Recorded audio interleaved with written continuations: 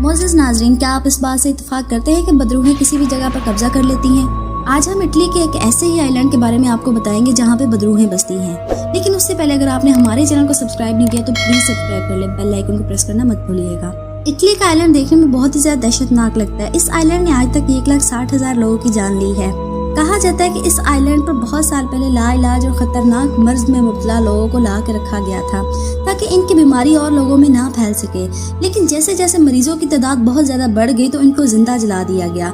तब से इस आइलैंड पर बहुत ही ज्यादा अजीबो-गरीब किस्म के वाकयात रोनुमा हो रहे हैं। फिर 1922 में यहाँ पे एक मेंटल हॉस्पिटल बनाया गया, मगर कुछ सालों बाद इस हॉस्पिटल को भी बंद कर दिया गया क्योंकि डॉक्टरों और नर्सों और मरीजों के साथ यहाँ पे अजीबो-गरीब किस्म के वाकयात पेश आ रहे थे। उन्हें खौफनाक चीजें दिखाई दे रही थी।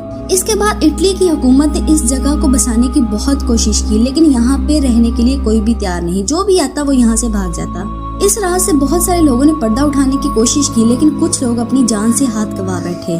तब से इटली की हुकूमत ने इस जगह पर जाने के लिए आम लोगों को मना कर दिया। तो कैसी लगी आपको हमारी वीडियो? क्या आप इस बात से इत्तेफाक करते हैं कि वहाँ पे बदरूहों का कब्जा है? हमें कमेंट में जरूर बताइएगा।